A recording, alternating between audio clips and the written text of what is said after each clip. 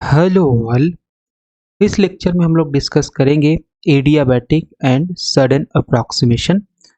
एक basic introduction adiabatic और sudden approximation का करेंगे और इसमें हम लोग एक फार्मूला ट्रांजिशन प्रोबेबिलिटी के लिए डिराइव करेंगे जो कि एडियाबैटिक और सडन अप्रॉक्सीमेशन दोनों के लिए वैलिड होगा। फिर नेक्स्ट अपकमिंग लेक्चर्स में हम लोग एडियाबैटिक के लिए इंडिविजुअल एक लेक्चर में पढ़ेंगे और फिर उसके नेक्स्ट लेक्चर में हम लोग सडन अप्रॉक्सीमेशन के लिए एक अलग से लेक्चर में पढ़ेंगे। ओके, सो यहाँ पे एक just basic introduction to adiabatic and sudden approximation है।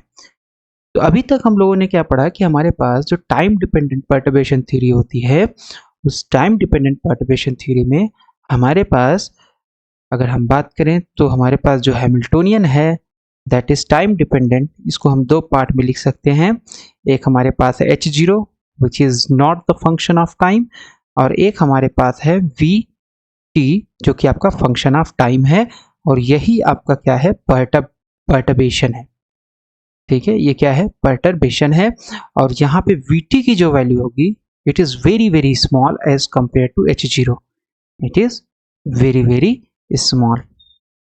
ओके, लेकिन हमने ये डिस्कस नहीं किया है कि vt आपका चेंज कैसे होगा, कि vt आपका स्लोली चेंज होगा कि सडनली चेंज होगा, ये अभी तक हम लोगों ने डिस्कस नहीं किया है। तो vt का रेट ऑफ चेंज जो होगा वो हम लोग किस में पढ़ते हैं, एडियाबैटिक एंड सडन अप्रॉक्सीमेशन में। तो अगर vt जो है, if vt is not only small,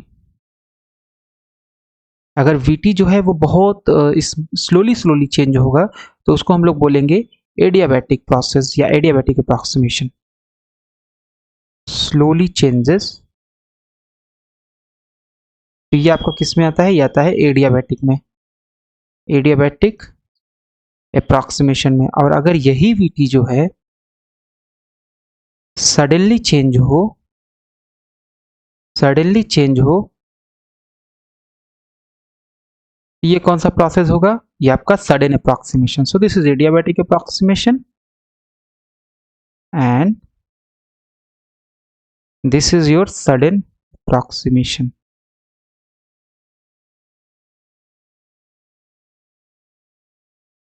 okay, so ये दोनों में आपके पास अंतर पता चल गया कि अगर एडियाबैटिक अप्रॉक्सीमेशन होगा तो सबसे पहले आपके पास जो vt होगा वो स्लोली चेंज होगा टाइम के साथ, और अगर vt बहुत अचानक से चेंज हो जाएगा तो उसको हम लोग बोलेंगे sudden approximation.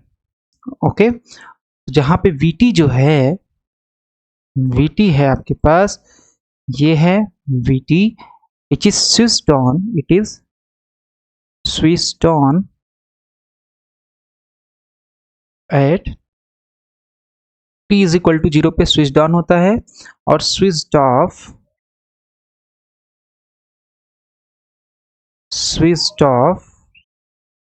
Eight t is equal to t। तो इसका मतलब है कि जो vt पर्टर्बेशन है ये कहां से कहां तक आपका स्विच ऑन रहेगा, 0 प्लस से लेकर के t माइनस तक। ओके, 0 प्लस से लेकर के t माइनस तक ये क्या रहेगा, स्विच ऑन रहेगा।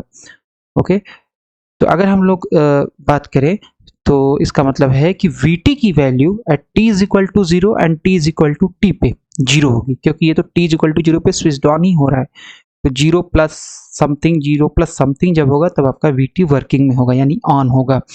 ओके, सो हम लोग यहाँ पे बोल सकते हैं कि हमारे पास जो vt है यानी जो पर्टर्ब्ड वैल्यू है vt, it is 0 at the boundaries, यानी t is equal to 0 and t is equal to t पे ये क्या होगा, that is 0। Okay, right, so now let's derive the transition probability formula in both cases which will be valid for both cases, okay, whether it is adiabatic or sudden approximation। सबसे पहले अगर हम बात करें, हमारे पास जो ट्रांजिशन प्रोबेबिलिटी का general formula हम लोगों ने डिराइव किया हुआ है, transition probability it is given by the formula, सबसे पहले डिनोट कैसे करते हैं, PIFT से, और ये होता है absolute value, okay, absolute value of, this is your minus I upon h cross, integration from 0 to t and then you have here psi f vt, that is perturbation, okay, and psi I, okay यहाँ पे ये absolute value नहीं होगा, sorry, और फिर यहाँ पे आपके पास होगा e की power i omega F I T dash, और ये भी फंक्शन टी डैश का होगा, और ये डी टी डैश होगा, okay. So let's right this in more clear way. तो नाउ दिस इज ओके, तो हमारे पास ये फार्मूला है, 1 सेकेंड, राइट। सो ये आपके पास इतना है, और यहाँ पे आपके पास होगा इसका एब्सोल्यूट वैल्यू का स्क्वायर, ओके। सो एब्सोल्यूट वैल्यू यहाँ से लेकर के यहाँ तक है, उसके अंदर आपके पास ये है minus I upon H cross 0 to T psi F V T dash या psi F V T dash psi I E की power I omega phi T dash. तो ये ट्रांजिशन प्रोबेबिलिटी बताता है क्या, बेसिकली अगर आपने पर्टर्बेशन क्रिएट किया वी टी डैश, तो जो आपका सिस्टम है वो साई आई स्टेट से साई एफ स्टेट में ट्रांजिट करेगा, साई आई स्टेट से साई एफ स्टेट में ट्रांजिशन करेगा due to perturbation v cap t dash. तो उसकी प्रोबेबिलिटी कितनी होगी, प्रोबेबिलिटी उसकी हो जाएगी that is given by p I F T is equal to this much, okay, right. तो अगर हम लोग यहाँ पे एक ट्रिक यूज करें, तो हमारे पास ट्रिक क्या है, so let's use that trick. So E की power I omega F I, E की पावर, अच्छा ओमेगा एफ आई क्या है यहाँ पे, ये भी लिख देते हैं। So what is your omega F I, so omega F I is nothing but E F मतलब फाइनल स्टेट की एनर्जी माइनस ई आई साई, सो ई एफ क्या है, साई एफ स्टेट की एनर्जी, ई आई क्या है, साई आई स्टेट की एनर्जी अपान एच क्रॉस, ये है, okay, right. So now let's rewrite this expression. कैसे लिखेंगे, विच will be valid for adiabatic and sudden approximation. सबसे पहले आपके पास है ई की power I omega F i, okay, and then you have t dash. इसको हम लोग लिख सकते हैं, अगर इसका डिफ्रेंसिएशन हम लोग करेंगे तो क्या आएगा, so this is del upon del T dash, okay, and E की power I omega F I T dash. इसका मतलब है कि इसका अगर आप करोगे डिफ्रेंसिएशन तो यही सेम टर्म यहाँ आएगा। तो अगर हम इससे डिवाइड कर दें,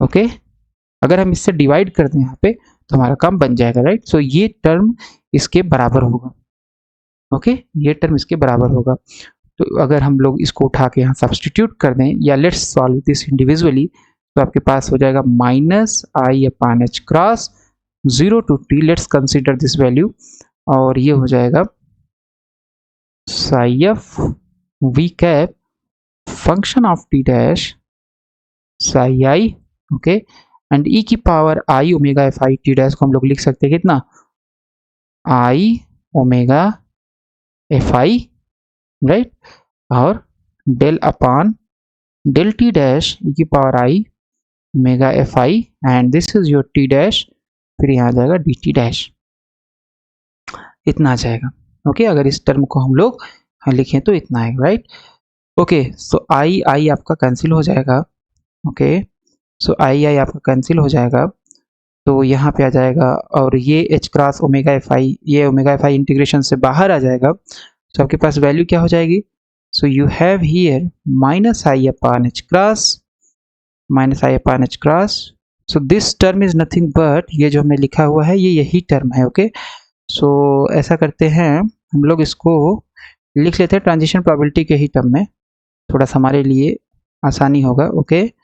सो आपके पास हो जाएगा यहाँ पे P I F T, okay, so this is P I F T function of T, transition probability P I function of T, और यहाँ पे जस्ट आपके पास एब्सोल्यूट हो जाएगा, बस हो गया, बाकी और कुछ भी चेंज नहीं होगा, राइट। सो हमने जस्ट इसकी जगह पे ये वैल्यू ये वाला रख दिया है, राइट, ओके। सो ये इतना आ गया। नाउ आई से आई कैंसिल हो जाएगा आपका, और यहाँ पे ये ओमेगा एफ आई इंटीग्रेशन से बाहर लिख सकते हैं हम लोग, तो हमारे पास आ जाएगा,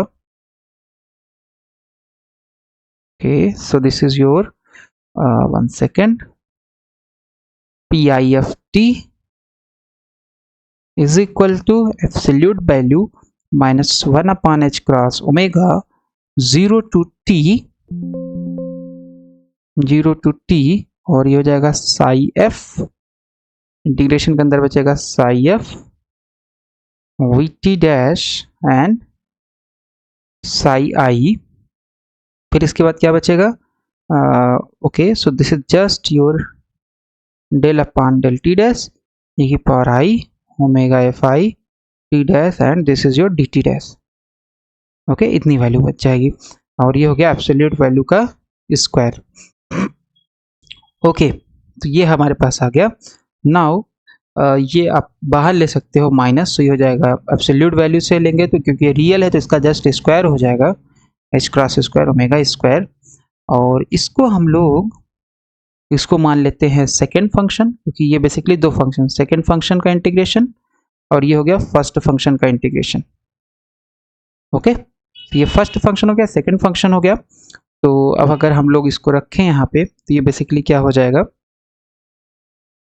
तो इंटीग्रेशन बाय पार्ट्स का फार्मूला हम लोग यूज करेंगे। So which is nothing but first function into second का इंटीग्रेशन माइनस फर्स्ट फंक्शन का डिफरेंशिएशन इंटू सेकेंड का इंटीग्रेशन। तो ये होता है, so first function integration by parts का फार्मूला है function of T dash and this is your psi I. First function हो गया integration of second, so let's write it as so del by del T dash A की power I omega F I T dash.